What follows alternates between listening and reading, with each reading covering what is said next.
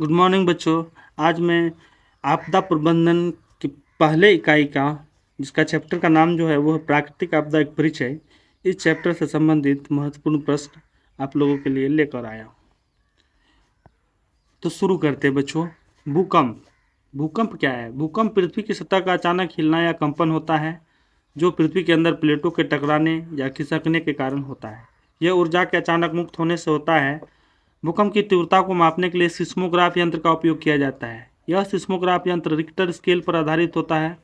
भूकंप भूकंप को मापने वाला जो यंत्र होता है वो सिस्मोग्राफ यंत्र होता है, और सिस्मोग्राफ यंत्र है वो रिक्टर स्केल यानी रिक्टर पैमाने पर आधारित होता है। सुनामी। समुद्र के तल में भूकंप आने के कारण पानी की बड़ी मात्रा तेजी से ऊपर नीचे होती है। जब ये ऊंची और विशालकाय लहरें तटीय क्षेत्रों में पहुंचती है तब वहाँ भारी तबाही मचा देती है। इसे ही सुनामी कहा जाता है।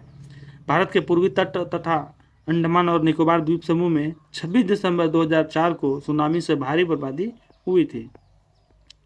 सुखाड़। जब औसत वार्षिक वर्षा की मात्रा में 25% से अधिक की कमी आ जाती है तो उसे सुखाड़ की स्थिति माना जाता है।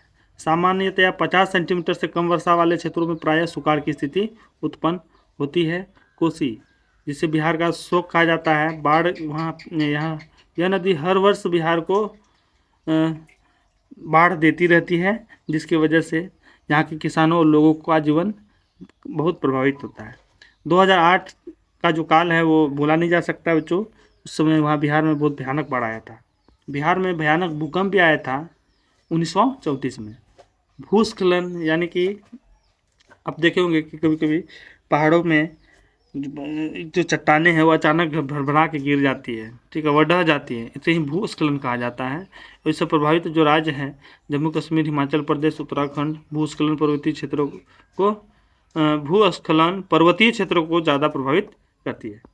प्राकृतिक आपदा प्रबंधन। अगर बात करें प्राकृतिक आपदा प्रबंधन की तो ये कई स्तरों पर बांटा गया है। जैसे राष्ट्रीय स्तर पर आप प्राकृतिक आपदा प्रबंधन के लिए नोडल मंत्रालय है, राज्य स्तर पर राहत और पुनर्वास विभाग है, आपदा प्रबंधन विभाग भी है, जिला स्तर पर जिला मजिस्ट्रेट का कार्यालय आपदा प्रबंधन का कार्य के लिए जिम्मेदारी लेता है, खंड स्तर पर पंचायत समिति का कार्यालय है, और गांव स्तर पर या ग्रामीण स्तर पर ग्रामीण आपदा प्रबंधन समिति का संगठन किया गया है। उत्तर बिहार के लोग बाढ़ से ग्रसित हैं तो वही दक्षिण बिहार के लोग सुखाड़ से पीड़ित हैं। भूकंप निरोधी भवनों के निर्माण में आयताकार या वर्गाकार भवन आकृति को प्राथमिकता देना चाहिए। भारत के विनाशकारी चक्रवात की बात करें तो 23 अक्टूबर 1999 भारत के विनाशकारी भूकंप की बात करें तो 1934 में आया था। भारत के प्रमुख सुखाड़ वर्ष 1966 था। भारत के प्रमुख जो सुनामी आया था वो 26 दिसंबर 2004 को आया था। अब आते हैं बच्चों अभ्यास प्रश्न में। इनमें से कौन प्राकृतिक आपदा नहीं है? तो इनमें चारों में से जो है सुनामी प्राकृतिक आपदा है, बाढ़ भी है, भूकंप भी है, पर ये आतंकवाद जो है ये मानव जनित आपदा है। इनमें से कौन मानव जनित आपदा है? तो सांप्रदायिक दंगे मानव जनित आपदा है, आतंकवाद मानव जनित आपदा है, महामारी भी मानव जनित आपदा है, इसलिए सभी इसका आंसर हो जाएगा। सुनामी का प्रमुख कारण क्या है? सुनामी का प्रमुख कारण समुद्र में भूकंप का आना है बच्चों।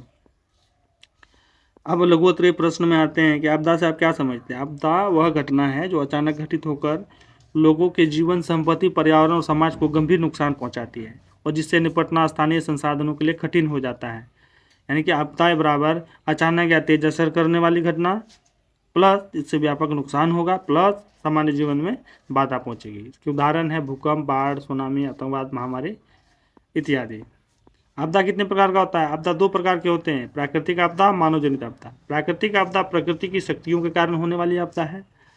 भूकंप, बाढ़, सुनामी, चक्रवात, तूफान, सुखाड़, ज्वालामुखी विस्फोट, भूस्खलन, अत्यधिक तापमान, ओलावृष्टि, भारी वर्षा, वज्रपात आदि।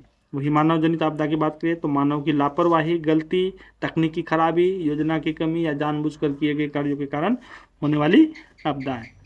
औद्योगिक दुर्घटनाएं, रासायनिक, जैविक और परमाणु आपदाएं, आगजनी, युद्ध और आतंकवाद, परिवहन दुर्घटनाएं, बांध टूटना, महामारी, सांप्रदायिक दंगे आदि जो है मानव जनित आपदाओं के उदाहरण हैं। आपदा प्रबंधन की आवश्यकता क्यों है? आपदा प्रबंधन की आवश्यकता इसलिए है ताकि आपदा के समय जान माल की हानि कम हो, लोगों को समय पर राहत और बचाव मिल सके, बुनियादी ढांचे और पर्यावरण की रक्षा हो, आर्थिक नुकसान घटे और भविष्य के लिए बेहतर तैयारी हो। यह संगठित योजना, चेतावनी, बचाव और पुनर्वास के माध्यम से नुकसान को कम करता है। अब बात करते हैं बच्चों दीर्घ उत्तरीय प्रश्न की। प्राकृतिक आपदा व मानव जनित आपदा में अंतर सही उदाहरणों के साथ प्रस्तुत कीजिए। तो पहले बच्चों की प्राकृतिक आपदा है क्या? प्राकृतिक आपदा ऐसी आपदाएं जो प्रकृति की शक्तियों के कारण होती है, जिन पर मानव का सीधा नियंत्रण नहीं होता है। वही मानव जनित आपदा ऐसी आपदाएं जो मानव की गलती, लापरवाही, तकनीक खराबी या जानबूझकर किए गए कार्यों के कारण होती है। अब देखते हैं प्राकृतिक आपदा के कारण। तो प्राकृतिक आपदा के कारण भूकंप, सुनामी, बाढ़, चक्रवात, ज्वालामुखी विस्फोट, यही सारे क्या होते हैं, प्राकृतिक आपदा को के कारण बनते हैं। वही मानव जनित आपदा के कारण में आप देखते हैं औद्योगिक दुर्घटनाएं, युद्ध, आतंकवाद, आगजनी, महामारी, ये सब क्या है, मानव जनित आपदा का निर्माण करते हैं। अब आते हैं प्राकृतिक आपदाओं को होने से रोका नहीं जा सकता, इसका नियंत्रण कैसे किया जा सकता है। चलो इन दोनों आपदाओं का, तो प्राकृतिक आपदाओं को होने से रोका नहीं जा सकता है, लेकिन उनके प्रभाव को कम किया जा सकता है। लेकिन वही मानव जनित आपदाओं को उचित योजना, नियमों और सतर्कता से अधिकतर रोका जा सकता है। पर कुछ प्रमुख आपदाओं के कुछ प्रमुख प्राकृतिक आपदाओं के उदाहरण है, जैसे 2004 का सुनामी भारत में जो आया था, फिर भारत में 1934 का भूकंप, 1966 का सुखाड़ आदि, ये सारे प्राकृतिक आपदाएं हैं। और कुछ प्रमुख मानव जनित आपदाओं की बात करें तो 1984 की भोपाल गैस त्रासदी, जिसमें भोपाल के एक गैस प्लांट में एक गैस का रिसाव हुआ था, मिथाइल आइसोसाइनेट गैस, जिसकी वजह से हजारों लोगों की मृत्यु हो गई थी। 2020 का कोरोना, 2008 का 26/11 मुंबई आतंकी हमला, यानी कि 26 नवंबर, यहाँ 26 नवंबर 2008 को यह घटना हुई थी, इसलिए इसका नाम 26/11 मुंबई आतंकी हमला रखा गया है। उसमें क्या हुआ था कि एक होटल ताज है मुंबई में, वहाँ कई सारे आतंकी घुस गए थे और वहाँ के लोगों को बंधक बना लिया था। ठीक है, आगे बढ़ते हैं। आपदा प्रबंधन की संकल्पना को स्पष्ट करते हुए आपदा प्रबंधन की आवश्यकता, अनिवार्यता का वर्णन कीजिए। तो आपदा प्रबंधन वह संगठित प्रक्रिया है जिसके द्वारा किसी आपदा के पहले, दौरान और बाद में राहत, बचाव, पुनर्वास और पुनर्निर्माण के कार्य किए जाते हैं, ताकि जान माल की हानि कम हो और सामान्य जीवन जल्द बहाल हो सके। इसमें योजना बनाना, संसाधनों का उपयोग, चेतावनी प्रणाली, प्रशिक्षण और समन्वय जैसे उपाय शामिल होते हैं। आपदाएं चाहे वे प्राकृतिक हो या मानव जनित, जनजीवन, संपत्ति और पर्यावरण को भारी नुकसान पहुंचाते हैं। आपदा प्रबंधन की आवश्यकता इसलिए है ताकि लोगों की जान और संपत्ति की रक्षा हो, बुनियादी ढांचे का नुकसान कम हो, समय पर राहत और बचाव कार्य हो सके, आर्थिक हानि और सामाजिक अस्थिरता कम हो।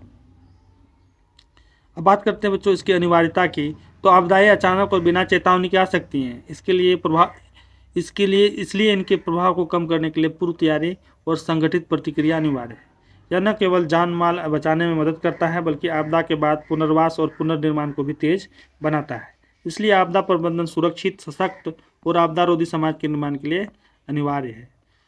तो ये इस प्रकार से ये पहला चैप्टर आपदा प्रबंधन का समाप्त होता है बच्चों। Which you happy journey. मेहनत कीजिए, पढ़िए, लिखिए, और समय भी बहुत कम बचा है। तो मिलते हैं नेक्स्ट वीडियो में। Thank you.